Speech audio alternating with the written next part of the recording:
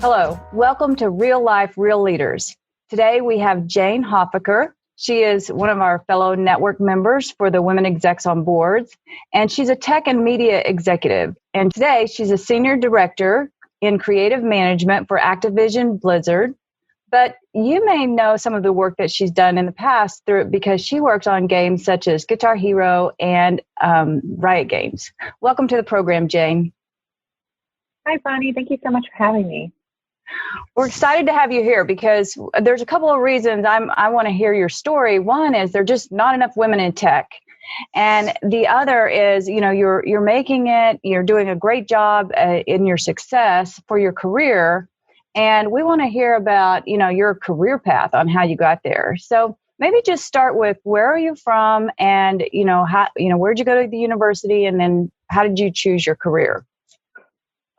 Yeah, sure. I grew up in Southern California in Orange County. And, I think for me, I always had an entrepreneurial bug and I would start all these businesses and all that. And, I was also a passionate lifelong gamer, but I never really thought about games as a career path for whatever reason. It's just I do know the reason. I have my parents were very strict and they wanted to see me in finance or in medical or in legal and all that stuff. And so I figured finance was as close to entrepreneurship as possible as I could get. And so I ended up getting into Wharton. So I went there and finance was the most popular degree. And so I did that. And then private equity was the hot thing to get into career-wise. So I did that. So I kind of just went along with it and found myself in private equity, which is amazing. But I wasn't really happy. And then, that for me was an early life crisis where I was if I'm going to work this long, I should do something I'm passionate about. So then I realized I was still playing games and really fanatical about it and decided to pursue that. So I reset my career, started all over in video games. And, I really worked my way up. I started as an indie game developer in Southern California as a game designer, contract designer. From there, I managed to land this amazing role with the Guitar Hero team, franchise team at Activision. And it was just such an amazing time because the music genre was blowing up. Guitar Hero was being a household name. And, I got to work on all that and just really help bring that to new genres like pop and electronica, as well as different formats. And then from there, I went to Skylanders really briefly before finding an opportunity to join Riot Games to help them launch League of Legends. And, it was just really amazing. I was at Riot Games for 9 years. I helped, I feel I at least was a part of helping to grow that audience, over sixfold to 100 million monthly actives. And I did that largely by just expanding the global publishing and live service footprint. And then, it just was an amazing time in my life where I managed to do a lot of different things. I shipped the PC Cafe product, which was the first B2B service for the company and a significant part of the revenue and strategy for the Korean market. And I also towards the end, I spent a lot of time helping the company to develop the capacity to develop and produce episodic animation, which is very different from just game development. Wait, say that again. Wait, 1 second, back up. Say that one more time. You helped them develop what? Develop and I basically helped build up the capacity to develop and produce episodic animation. Episodic animation. Okay, so what is that exactly? So, the video game industry is, I guess you can consider it interactive entertainment where, there's input from your controller and then you get feedback from the game itself. And then episodic animation or episodic entertainment is probably what you're more familiar with is just television, right? It's it's a series, there's many episodes. Yeah. Okay. Yeah. So, this is sort of I just want to say something. This is sort of my generation going to the coffee shop and they're like, do you want a drip? And we're like, no, I want a coffee. And they're like, a drip is a coffee. So. Oh my gosh, I'm with you on that. What's coffee? Yeah. So you got to catch us up here on terminology. No, and forgive me. I use this somewhat more technical way of describing something simple like television, only because in my field, it's you might think oh, you have artists and engineering on both sides. Isn't it the same skill set? Aren't you just kind of reshuffling the factory floor to now produce this? And no, I just want to.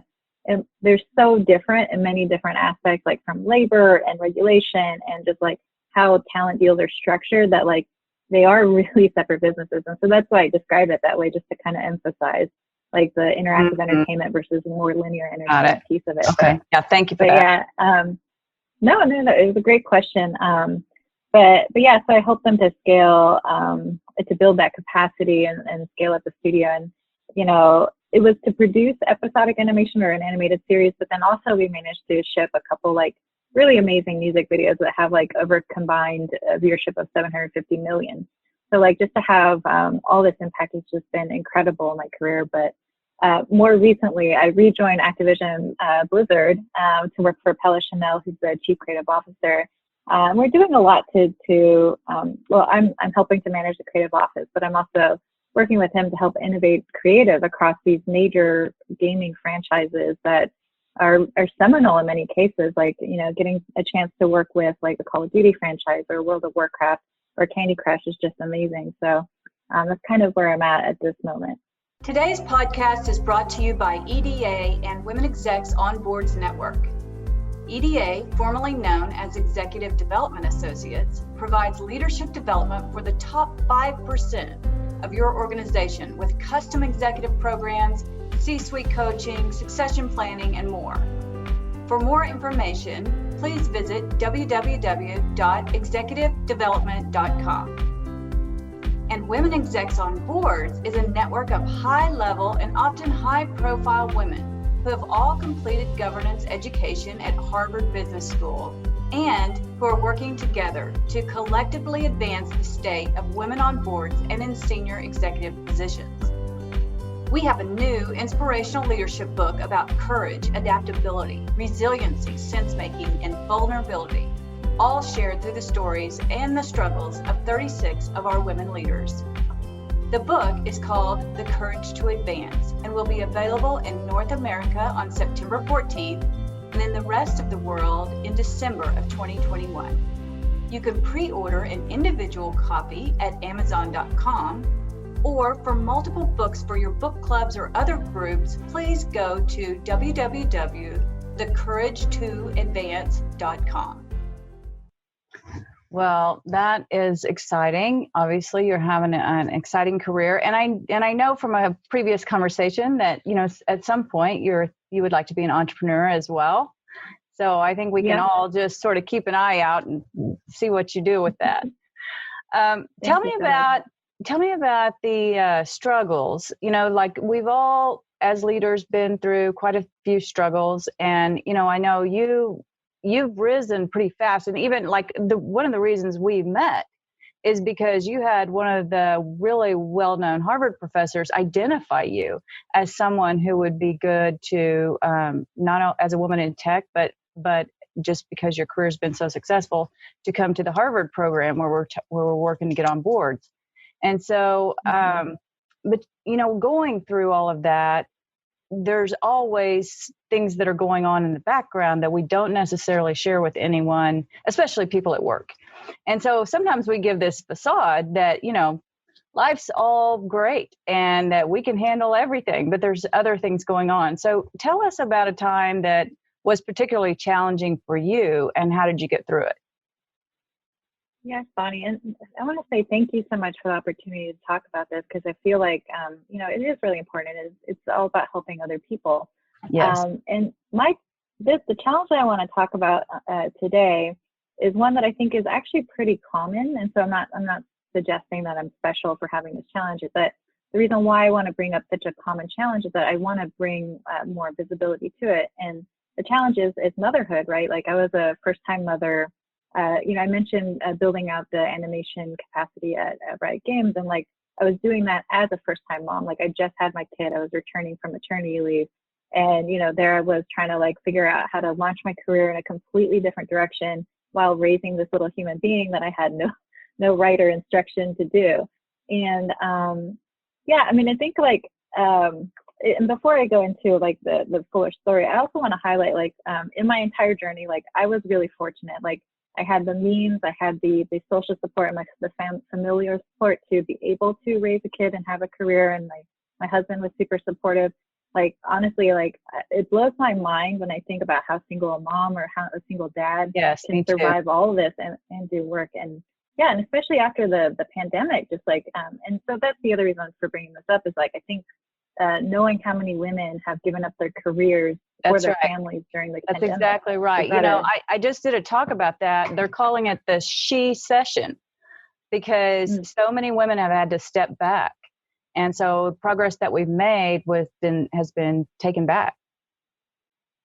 Yeah. And that's why I want to highlight it. Like, and so maybe my story will be helpful to other women, or at least helpful to like managers that are out there who may have women that are working in their midst and, you know, want to be able to support it. But I think for me, like, what was challenging about it is that like really like, when you have your kid, like you get enormous support and it's an amazing experience while you're pregnant. Like I have this funny story where I was at a fancy French restaurant and like I used my pregnancy to get a little extra truffle, and that's how privileged I am. But like, you know, that's, you know, so it's fun when you're pregnant, you kind of have all this. You have to use leverage. I'm sure you learned that in finance, right? You've got to use your leverage. Exactly.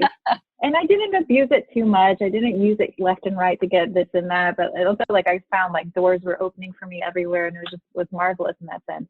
But like, and again, I come with a lot of privilege, and I realize it's not everyone, but yeah, the thing is like after pregnancy, like even like in the moment of childbirth, like even, okay, so childbirth was horrific because like I ended up having an emergency C-section, which was an unpleasant experience, period. But like, you know, and everybody's still nice, but like, I swear, like on day 2, after you have your kid, like you're dead to everyone. Like nobody reaches out. You're kind of forgotten. Like nobody checks in on you. Like even the nurse, like you shift from like the 18 nurses to the B team nurses, and you notice that drop in care, and you're like, oh shoot. And then like, you know, the congratulations don't leave on me with this little thing. Like what? I don't know what to do. Yeah, it literally becomes like, hey, you got this, bye. And it's like, wait, what? And like, I felt like there was some kind of assumption that just because I was the mom, like I knew, like everything would come naturally to me, that like things would just happen. And I'm like, no, like when does this thing take a shower? Like, you know, there was that kind of feeling, right? And like, you know, and so it was just like, it was confusing just from the parenting aspect. But then what got more confusing was like, you know, how, you know, even like I remember having my kid and thinking about returning to work. I'm like, how do I do this? Because like I was breastfeeding, and like if you're unfamiliar with breastfeeding, you have to like it's a cycle. You have to like keep doing it every 2 hours and 3 hours and 4 hours. So like, you know, round the clock all through the night, you were waking up to pump or to feed. And I was like, how do I do this? Like my previous like work life was like back-to-back meetings. Like I couldn't even squeeze lunch in sometimes. I'm like, how am I going to make sure that I'm squeezing in a pumping schedule? Like I was like, oh my goodness. And then like also like it was daunting to think of like going back to work with the lack of sleep, because I really wanted to breastfeed for the first year. And I was like, how am I going to do this? Like I'm going to be like going back to work with like less than 6 hours of continuous, like non-continuous sleep. And then I also knew that the role that I was going into was going to require a lot of international travel. So I'm like, how does that work? And then like I also had like an hour and a half, 2 hour commute, and I'm like, all of this, it just felt really impossible and overwhelming. But like, you know, that's the thing, like it's all a blur to me. And I think if other parents kind of joke about like, that's usually why you have a second kid, is that you forget how painful the first one is. Yes, for the record, I haven't forgotten, and so we're one and done. But yeah, so like, you know, you just kind of like figure it out. And like, you know, that's the other reason why I want to bring up like working moms and working parents, is that like, I think I've actually learned so much through the process, and just from being a mother and a parent, that there are a lot of really great qualities that I think like businesses and companies should pay more attention to. Because like, I think so often too, we tend to discount or not equate value to quote unquote women's work, right? Like we don't see leadership qualities in motherhood, but there's actually a ton. There is a ton. You know, I want to emphasize a couple of points. One is, you said really fast, the lack of sleep. And I can tell you I'm a mother myself, I can tell you that that lack of sleep is a really big deal, because you absolutely do not get much sleep if you're breastfeeding, because you're up. So you have to get up, you have to get the child or the pump or whatever you have to do. And then it takes a while to get back to sleep. And then, it's not that long before you have to get up again. And that is a big, big deal, is you're functioning the entire time on very little sleep. And so, I just wanted to drag that out a little bit, because I don't know if people realize how hard that is. And so 50% of the workforce is women in the U.S. And so we have to figure this out. We have to do better. We have to figure this out and make it better for working moms, because obviously women are going to have babies. And so we need to figure out how to do that. But then you had the commute on top of it. And as I think I'm right about this, that the tech industry itself isn't known for work-life balance to start with. Is that correct in the companies that you've worked in? Yeah. And what I'll say about, like, I'm in the tech industry and in gaming, like, yeah, there's like, I think I've also been really fortunate in that the companies I've worked at have had great policies, relatively speaking. I mean, I think it can always be better, but they've had relatively generous policies for, working parents with good maternity leave support and that, and like a pumping room and all that stuff, which was required under Obama and kind of went away. But anyways, but yeah, I mean, I think like what's tough about the work-life balance culture in tech and in gaming is that, like, it's more than just the legal rules or the HR benefits that you have as a parent. It's also about the normalization of it, right? And like how acceptable it is to actually take the leave that you need. And once you kind of go back into the workforce, how much support is there for you? Like, how much empathy is there for what you're going through to give you the flexibility that you need to cut you slack once in a while, like when you're like showing up with like crazy bags under your eyes and your second like Red Bull or whatever. Yeah, or in this, during the pandemic, is can we turn the camera off? Because maybe there are plenty of working moms that, like, there was no time to get ready. Like, I've got the kids at home, Exactly, that's true. And I mean, that's a good thing about the pandemic too, is I think it normalized a little bit parenthood, because like everybody's seen like the kid kind of barging in or like whatever, and that's become more normal.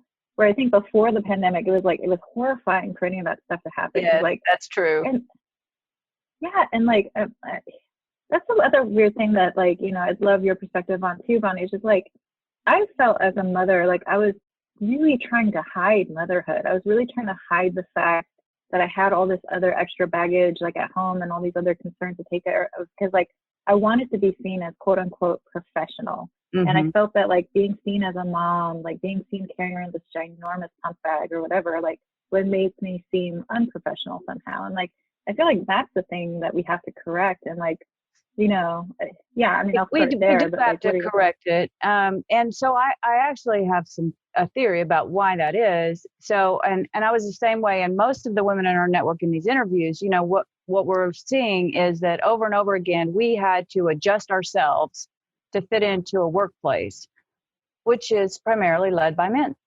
And so what we have to change is the leadership at the top, because when you have women at the top, they understand that it's not that the men were trying to discriminate. They have never been there. They have no, concept of what that would be like, most of them. And so I think that's why it's so important that we change the ratio at the top of the house, not just on boards, but also in the executive suite, which, women in like I said, there's 50% women in the workforce, but it goes significantly down once you start getting into the vice president level. And then you get into the C-suite and it's even lower. And I don't have the stats off the top of my head, but it's low. So yeah, I think we have to change it. I thoroughly agree, because it's also like, I'll tell you, now that I've been a working mom, I know it's possible to make that work. I know it's possible for somebody to return back into their careers after taking a maternity leave and like keep excelling, even though they still have all these other new responsibilities. I think before, like, because it wasn't as, I think in the model where you don't have enough people at the top that understand that experience and understand that it's possible, I think you see more discounting of it. Like, because I've actually seen with my peers that have also become moms that like, sometimes there's no role for them to come back to, which is illegal, but it still happens, right? And like, it's criminal that happens, because these are high potential, high leading women that actually have, now gone and done something else that gave them new experience and new skills to bring to the workforce. But here they are being kind of brushed aside and slowly like kind of like literally put into a broom closet, right? Like for what? And so like that's the stuff that I think has to change. And I also think you know, changing the ratio and getting more visible support and normalization for parenthood. It's also beneficial for men, and it's also important that we support men, because I think like Yes. if the men don't experience it, if the men don't feel like they can take that break, if we don't kind of celebrate those men that take the advantage to do this and recognize what they're gaining out of it, like then I think we actually make women suffer more. I agree completely. And you know, a lot of people, when they're talking about women in leadership, they do sort of like, you know, push the males aside when they're in the conversation. And so I always try to bring them back in, because for one, I don't want to be sitting around a corporate table that's just all one gender either way. You know, let's have the mix. And then the other is that a lot of the women in our network were championed by men. They, you know, they help pull them up to these higher ranks. So I think you're making a great point about we have to celebrate when they take paternity leave as well. It's important for us to play that side for, you know, play both sides. The other point I wanted to tap on that you said was management skills or leadership skills that come from parenthood. And I completely agree with that. In fact, there's a book called Love and Logic. And it's a book I read about, you know, non-corporal punishment discipline for your children. And it's about choices. And I have to tell you, it's probably one of the best management books I've ever read. So, you know, if managers read that book, you know, especially when you're in that sort of front line, you're managing the front line, that's a fantastic book. And it's a parent book. It's really just all about that. But if you could just convert it in your mind to being about managing people, it works. Can you share the title of that book one more time? Yes, it's called Love and Logic. And it's basically about, you know, it's not about being directive as much as it is about giving people choices. But the choices have to be good for the person, for the company in this case. But, you know, as a parent, the choices have to be good for the parent too. And so just to give you a quick example, you wouldn't say to your child, you know, if you keep that up, we're not going to have pizza tonight if you want pizza. So, because then you punished yourself, right? So the choices have to make sense for whatever the vision is that you have for the company or for yourself. So anyway, it's a very good book. Man. I love that, because like, it just makes me think of like, you know, with parenting, unlike, because, you know, we're both high achieving women. I'm sure a lot of people in the audience are also super high achievers. And it's like, we're used to like having a thing that we want and just going after it and taking all the steps, solving all the problems to just get that thing. And like parenting is so different. Like there is no like final outcome. There's no like final achievement with parenting that you're aiming for. It's 100% the journey. And so like it is about creating choices and understanding your child and that relationship more than it is about like producing a result, right? Yes, and you're making me think about, you know, at the top of the house, when we're working with the most senior executives, you know, like a lot of problems have an outcome that is better, right? Like we can, you know, as you're going up, you've got these problems and we just need to solve this problem and end up with X. But the higher you get, the more the problems become esoteric. And there is no one right answer. And that's what parenting is about. I mean, there isn't one right answer. We have to, like you said, take the journey. So that's a great point. Thank you. Well, yeah, it's just. The other thing I wanted to ask you is, how did you get through it? So let's go back to, you know, you're in this situation where now you've got international travel. What did you do? You know, did you go back to work? Did you get some help? Like, you know, how did you handle it?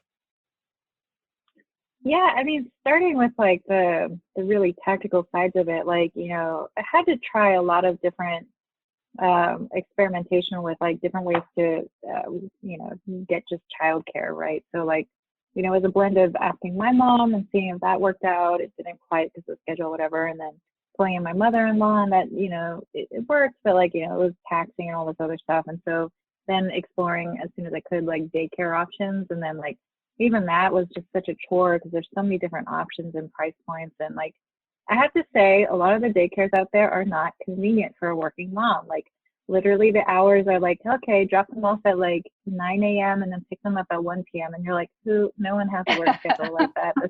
It's ridiculous. Like, I need help, not like a window, you know? And so yeah, I mean, it was just like finding a daycare option that actually worked. And then like, you know, once you find it, and it's a really tight window, especially if you're working like 12 plus hours.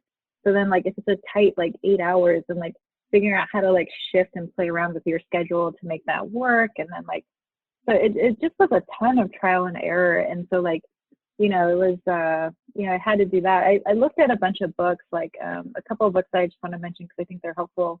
One is Work, Pump, Repeat by Jessica Shortall. And so like, literally this book was just a instruction manual on how to do, like, take care of the whole like breastfeeding process, and like, how do you make it work when you're traveling? And like, this book actually taught me how to pump and drive, which that might sound dangerous, and it kind of is. Maybe.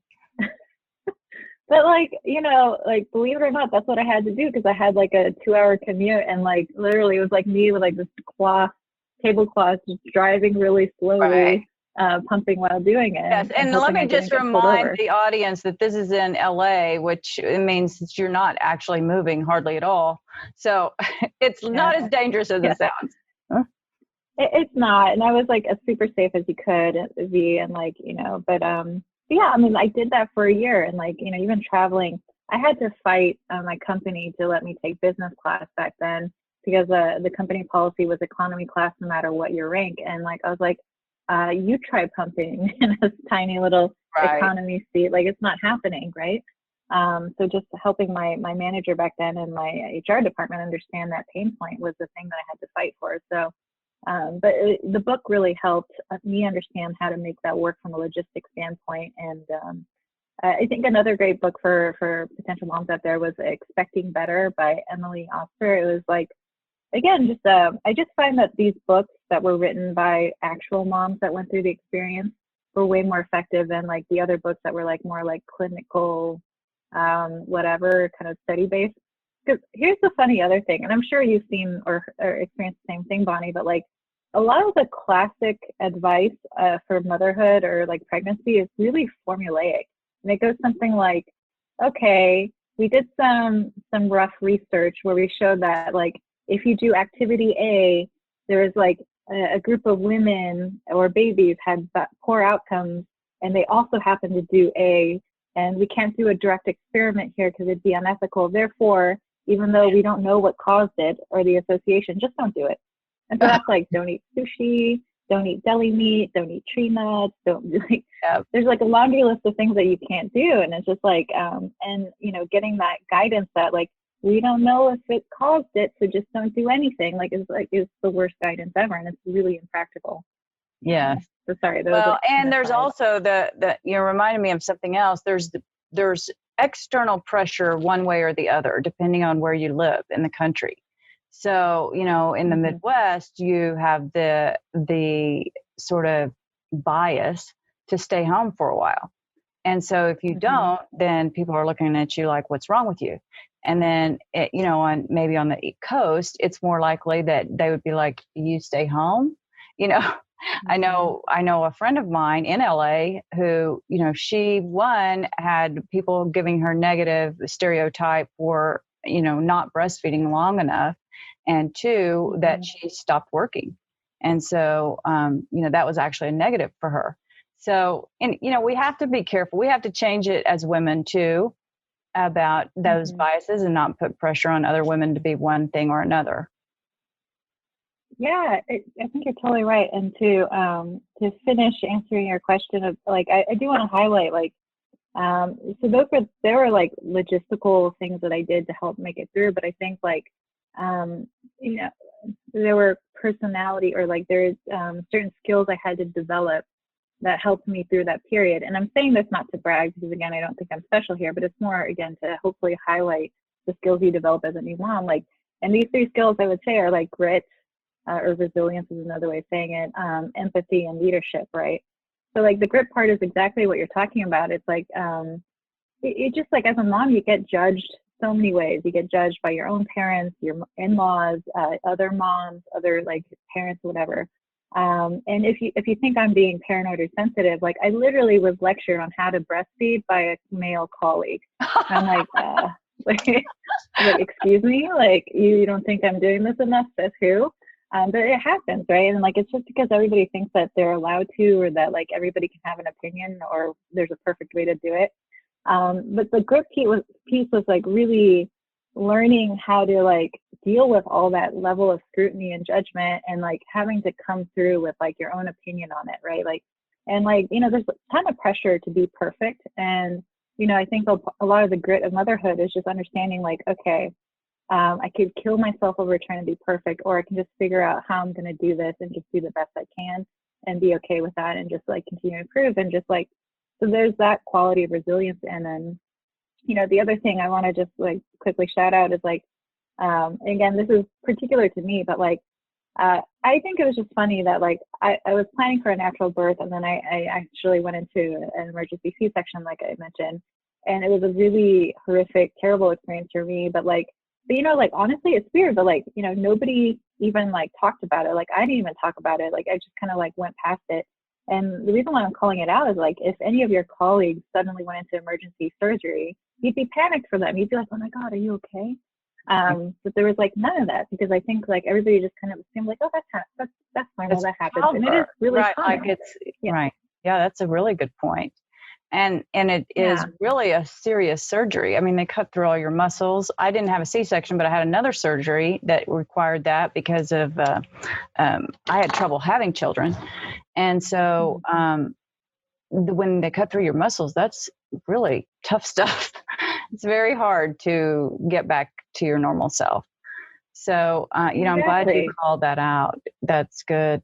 Now, looking back, so my last question is just advice. So if you look back, if you could talk to your younger self, you know, about getting in the workplace, being a leader, dealing with life and the circumstances, do you have any advice that you would give? I think like, given all this, like, I think the biggest advice I could give is like, well, I do want to quickly say, like, despite all my gripes or whatever about like childhood and parenting, no regrets whatsoever. I really love my kid, and it's been so fulfilling and all that good stuff. But anyways, I think the advice that I would give my younger self is like, that really, what I've discovered is that like, now that I'm in leadership positions, it's like, it's weird, but like, and this maybe sounds a little bit bad to say, but like, it's not like anybody knows there's no instruction manual at this level. There's no like clear way to do anything, and there's no like, you know, it's so many times like when I was like growing up in my career, I'd be like, how did that get decided? Or like, you know, like, oh man, I'm sure like somebody smarter kind of figured it out this way. Usually not. Like usually it just kind of happens in business. And so like, I actually think that those are the places where opportunities are. Like, I wish I had more encouragement, and I encourage younger people to like, when they think of something new or they think something can be better, like finding productive ways of speaking up and pointing that stuff out. And I say productive because I think just ranting or complaining is not going to be heard or lead to anything, but like, you know, really developing a skill set over like, you know, finding problems, like serious problems that nobody wants to touch, and then figuring out how to like find a good solution for it, and like, you know, actually help solve problems. Because ultimately business and like success in career like comes down to being somebody that other people want to work with. It's nothing else. It's nothing about like how smart you are or like how much you did or how many hours you put in. It's literally being somebody that other people want to rely on and want to be working with. Mm-hmm. Oh, that's great advice. You know, you make so many good points, just all of that what you just said. And, you know, I think that as I'm listening, if I had to go back and think about, you know, what I wish I had known, you know, early on, it really does come back to that. What you said if you think everybody else around you is really smarter and that their stuff is going to be a better solution, or that because it's this way, that person who thought it up was smarter, better, had more insight. Probably not. I mean, I really want to highlight that, because the more I get into it and find out, it's like, oh, they don't know either. Mhm. So even when I do work with the boards, I get into these boardrooms and think, well, they have to know. There's a bunch of former CEOs and CFOs on here. Surely they know. Not always. So, I think you're right. We have to have a voice, but we have to do it in the right way. And that was really great advice. So thank you for sharing that. And thank you for giving us part of your day. I'm sure you've got plenty to do. Thank you so much, Bonnie. It was really a pleasure. A special thank you to our listeners for taking time to tune in to this week's Real Life, Real Leaders podcast. We hope today's story inspired you. Check out previous episodes on the podcast to hear from more industry leaders, and check back next week as we speak to another leader and hear his or her great stories of triumphs and messy struggles. If you enjoyed the podcast, please rate, subscribe, and share. I'm Bonnie Hageman, and I look forward to sharing more with you next week.